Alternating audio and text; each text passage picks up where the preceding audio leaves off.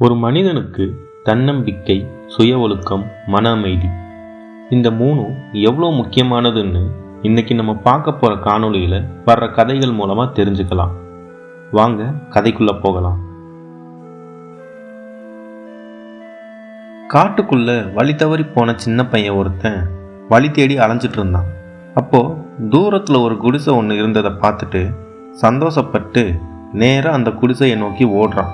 அந்த குடிசை உள்ள இருந்து ஒரு முனிவர் வெளியே வர்றாரு. முனிவரை பார்த்து, ஐயா வணங்குகிறேன், நான் வழி தவறி இந்த காட்டுக்குள் வந்து விட்டேன். நான் வெளியே செல்ல உங்களால் எனக்கு உதவ முடியுமா அப்படின்னு அவர்கிட்ட கேட்குறான். முனிவரோ, மகனே, நீ மிகவும் களைப்பாக உள்ளாய், இப்படி உட்கார்ந்து இந்த உணவை சாப்பிடு அப்படின்னு சின்ன பையனுக்கு சாப்பிட கொடுக்குறார். அவன் சாப்பிட்டு முடிச்சதும் கையில் ஒரு விளக்கு ஒன்றை கொடுக்குறார். இதை வைத்துக்கொள், நீ இந்த காட்டை விட்டு வெளியே செல்ல உதவியாய் இருக்கும் அப்படின்னு சொல்றாரு. அந்த சின்ன பையனும், ஐயா, விளக்கோட வெளிச்சம் என் காலடியை கூட தாண்டலை, இதை வச்சுட்டு நான் எப்படி வீடு சேருவேன் அப்படிங்கிறான். அதுக்கு முனிவர் சொல்றாரு, மகனே நட, வெளிச்சமும் உன் கூடையே வரும் அப்படின்னு.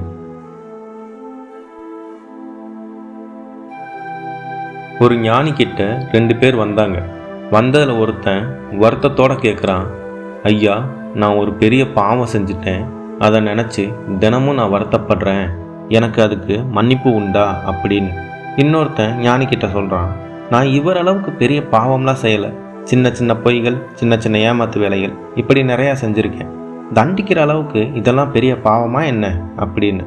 இதை கேட்ட ஞானி புன்சிரிப்போட முதல் ஆள்கிட்ட சொல்கிறாரு, நீ போய் ஒரு பெரிய பாறையை தூக்கிட்டு வா அப்படின்னு. இரண்டாவது ஆள்கிட்ட சொல்கிறாரு, இந்த கோணிப்பை நிறையா சின்ன சின்ன கற்களை பொறுக்கிட்டு வா அப்படின்னு. 2 பேரும் அவர் சொன்ன மாதிரியே செய்கிறாங்க. முதலாவது ஆள் ஒரு பெரிய பாறையை தூக்கிட்டு வந்தார்.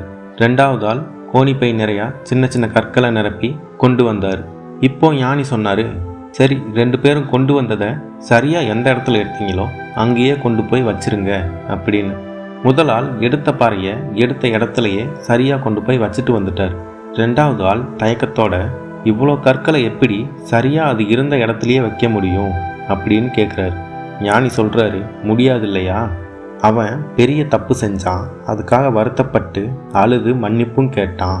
ஆனால் நீ சின்ன சின்னதாக நிறைய தவறுகள் செஞ்சுட்டு அதை பாவம்னு கூட உணராதவன், உன்னால் யாரெல்லாம் பாதிக்கப்பட்டாங்கன்னு கூட உனக்கு நினைவு இருக்காது. அவனுக்கு மன்னிப்பு கிடைக்கிறது சுலபம், உனக்கு தான் மன்னிப்புங்கிறது ரொம்பவே கஷ்டம். சிஷ்யன் ஒருத்தர் தன்னோட குரு கிட்ட வந்து, என் வாழ்க்கையில் மகிழ்ச்சியே இல்லை அப்படின்னு சொல்கிறார். குரு அவரை ஒரு தோட்டத்துக்கு கூட்டிகிட்டு போனார். அங்கே வண்ண பட்டாம்பூச்சிகள் அங்கும் இங்குமா பறந்துட்டு இருந்தது. இதோ இதில் ஒன்றை பிடிச்சிட்டு வா அப்படின்னு சிஷ்யன் கிட்ட குரு சொல்கிறாரு. சிஷ்யன் பட்டாம்பூச்சியை பிடிக்க துரத்திட்டு ஓடுறான். ஆனால் அவனால் ஒன்றை கூட பிடிக்க முடியல. பரவாயில்ல, வா, நம்ம இந்த தோட்டத்தோட அழகை ரசிக்கலான்னு அவனை தோட்டத்துக்கு நடுவில் கூட்டிகிட்டு போய் நிறுத்துறாரு. 2 பேரும் அமைதியாக தோட்டத்தோட அழகை ரசிச்சுட்டு இருந்தாங்க. கொஞ்ச நேரத்தில் பட்டாம்பூச்சிகள் எல்லாம் அவங்கள சுற்றி பறக்க தொடங்குச்சு. அதில் 2 பட்டாம்பூச்சி சிஷ்யனோட கையிலேயே வந்து உட்காந்துச்சு. குரு சிரிச்சுட்டே சொன்னார், இதுதான் வாழ்க்கை, மகிழ்ச்சியை தேடி துரத்துறது இல்லை வாழ்க்கை, வாழ்க்கையை அமைதியாக நின்று ரசிக்கும்போது மகிழ்ச்சி நம்மக்கிட்ட தானாகவே வந்து சேரும். ஒரு துறவி ஒருத்தர் காட்டில் தியானம் பண்ணிட்டு இருந்தார். அந்த வழியாக வந்த வேடன் ஒருத்தன் அவரை தொந்தரவு செய்கிற மாதிரியான விஷயங்களை செஞ்சுட்டு இருந்தான். அவர் தவம் பண்ணுறதை பார்த்துட்டு கேலி பண்ணி சிரிச்சிட்டு இருந்தான். அந்த துறவியோட சீடர் துறவிக்கிட்ட கேட்குறாரு, யார் எப்படி அவமானப்படுத்தினாலும் உங்களுக்கு கோபமே வராதா அப்படின்னு. இந்த வேடன் இவ்வளவு தொந்தரவு செஞ்சியும் உங்களை அவமானப்படுத்தியும் நீங்கள் அமைதியாக இருக்கீங்களே அப்படின்னு கேட்குறான். அதுக்கு அந்த துறவி சொல்கிறாரு, சிஷ்யா, நான் ஒரு முறை ஏரியில் காலியான படகில் அமர்ந்து தியானம் செய்து கொண்டிருந்தேன்.